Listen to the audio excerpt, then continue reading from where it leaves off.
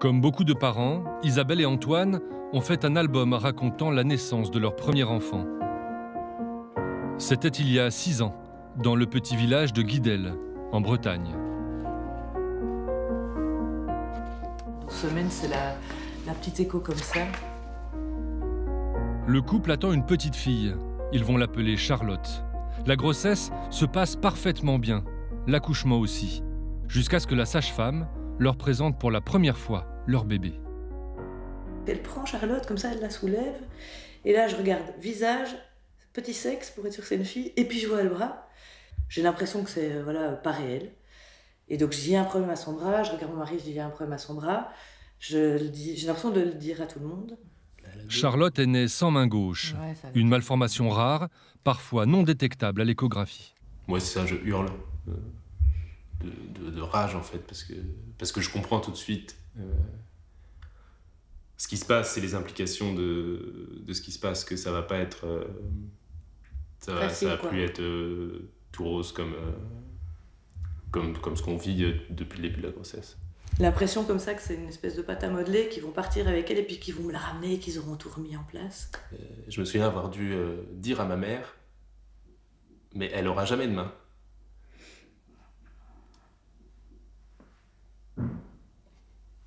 Ça c'était dur. On a une fille qui n'aura pas de main. Voilà. Et en fait maintenant... une main quand même. Elle a une dextérité de dingue. Il y a une ferme à l'école. Charlotte est aujourd'hui une petite fille joyeuse qui grandit comme les autres enfants. Mais en 2014, deuxième choc. Isabelle apprend que sa fille n'est pas la seule à être née avec cette malformation dans leur village. 3 autres enfants sont nés sans bras ou sans main à Guidel à la même période. Ce n'est plus un hasard. Quelque chose est responsable de la malformation de Charlotte. Que s'est-il passé? C'est ça. Il aime quand même.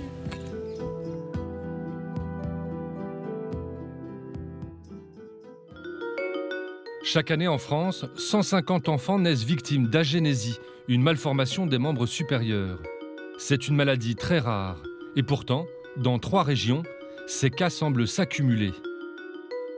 En Bretagne, 4 enfants sont nés sans bras ou sans main en quelques mois dans le village de Guidel. Dans les Pays de la Loire, 3 autres enfants sont eux aussi nés avec ces malformations. En Rhône-Alpes, autour de Druyat, on compte 7 cas dans un rayon de 15 km en moins de 5 ans. S'agit-il d'une simple coïncidence ? Une épidémiologiste, Emmanuelle Amar, pense qu'il s'agit plutôt d'un scandale sanitaire et elle sonne l'alarme. Il faut à tout prix que quelqu'un témoigne de ce qui se passe, parce que c'est inadmissible. D'autant que toutes ces familles ont un point commun. Elles vivent en zone rurale. Les pesticides pourraient-ils être la cause de ces malformations ?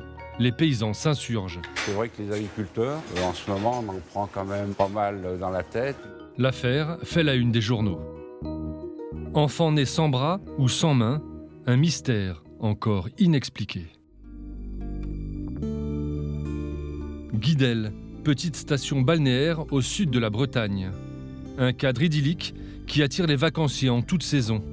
Mais en ce moment, même pour les promeneurs sur la plage, l'affaire des bébés naissants sans bras est dans toutes les têtes. On y pense toujours un petit peu, on a toujours peur qu'il y ait des soucis, on s'inquiète toujours un petit peu de malformations ou de problèmes autres sur un futur enfant. Oui, c'est sûr que le climat, en plus, comme ça, un peu oppressant, en rajoute, forcément, on s'inquiète. Ici, entre 2011 et 2013, 4 enfants sont nés avec une malformation de l'avant-bras. 4 enfants de familles différentes, avec le même handicap, dans la même ville, à la même période. La probabilité pour que cela arrive dans une si petite commune était de moins d'1 chance sur 10 millions. Kadi, 6 ans, est l'une de ces enfants. Il lui manque 2 doigts à la main gauche. Ses parents s'en sont eux aussi aperçus à la naissance. Moi, je ne savais pas que ce genre de malformation existait. Donc, j'ai commencé à me culpabiliser tout d'abord. J'ai dit qu'est-ce qu'il fallait faire que je n'ai pas fait, qu'est-ce qu'il ne faut pas faire que j'ai fait. Souria, la maman, ne culpabilise plus. Depuis qu'elle sait que Kadi n'est pas la seule à être née ici avec ce handicap. Mais avec son mari, ils en sont réduits à multiplier les hypothèses. Moi, je me dis, est-ce que ce n'est pas des pesticides que certains des agriculteurs qui les utilisaient, tout en sachant que c'est interdit? Pour moi, je me dis qu'il y a quelque part, il y a quelque chose. Mais il faut qu'on trouve de quoi il s'agit. Il faut trouver des réponses à ces questions-là. Franck, lui, évoque une base militaire aérienne installée juste à côté du village. Les gros avions avec un gros radar au-dessus, qui ressemble à une énorme galette, qui passent au-dessus de nous. Et bon, ces radars, on sait que c'est nocif, hein, c'est comme des gros micro-ondes. Quelles peuvent être les causes de ces malformations arrivées en série dans ce petit village breton? À Paris, à la gare de Lyon, nous rencontrons la femme qui a lancé l'alerte sur ces cas. Emmanuelle Amar est épidémiologiste.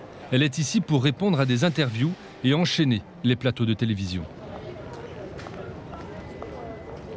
Je me dis que c'est l'occasion ou jamais de pouvoir parler de cette difficulté qu'on a d'alerter quand il y a des anomalies qui sont suspectées et qu'on a alerté déjà à plusieurs reprises. Et puis on s'aperçoit que tous nos cris sont dans le désert, quoi. Elle travaille pour un centre qui enregistre les cas de malformation à Lyon. Elle a mené l'enquête et envoyé des questionnaires aux parents sur leurs antécédents médicaux, leur prise de médicaments. Cela n'a rien donné.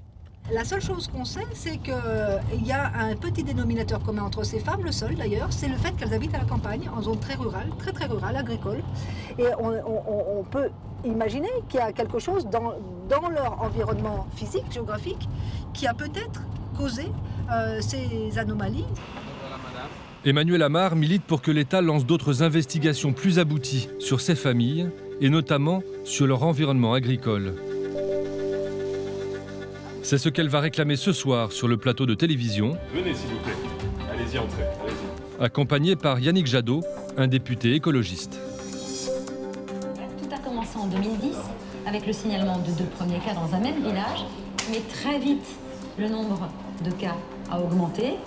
Il est passé de 4. Quelques minutes de plateau et c'est déjà terminé. Déjà, si ce que j'ai dit est passé, je trouve que c'est déjà magnifique.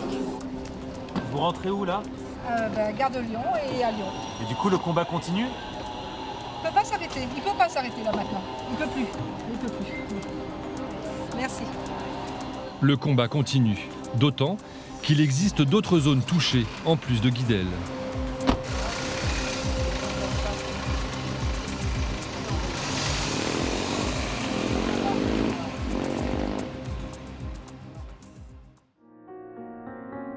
Nous sommes dans le département de l'Ain.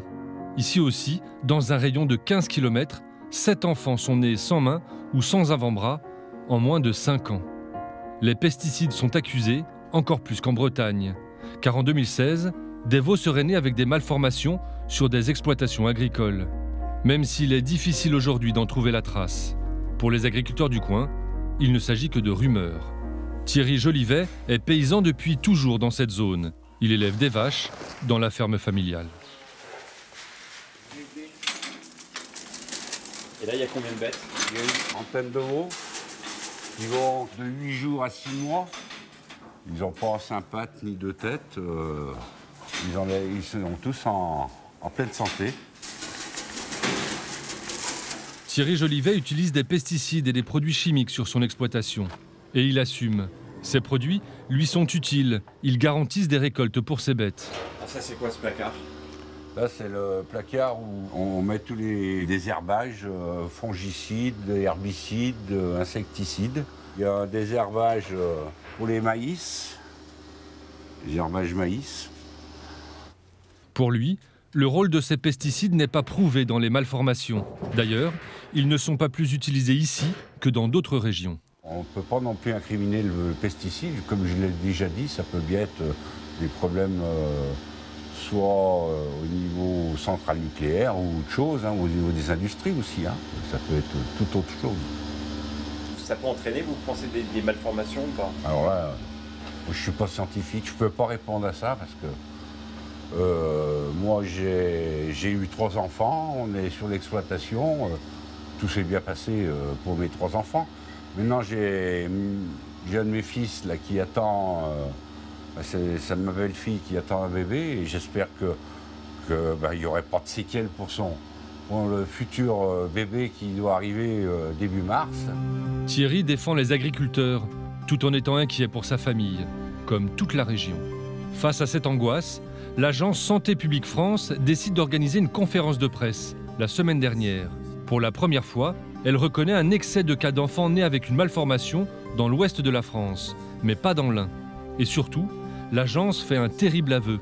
Elle n'a aucune piste à suivre pour trouver l'origine de ces malformations. On n'a pas mis en évidence justement de point commun entre ces. Donc, ce que l'on fait dans ce cas-là, c'est qu'on renforce la surveillance. Donc, on est particulièrement vigilant pour surtout observer si d'autres cas surviennent. Une intervention qui laisse les parents seuls face à ces drames, tandis que dans les régions concernées, l'inquiétude monte. À Guidel, le maire reçoit de plus en plus de courriers, des habitants qui signalent ce qu'ils pensent être de nouveaux cas. La jeune dame me dit « J'ai accouché en août 1996 à Lorient. Et mon fils est né avec une malformation de la main gauche, isolée et sans explication.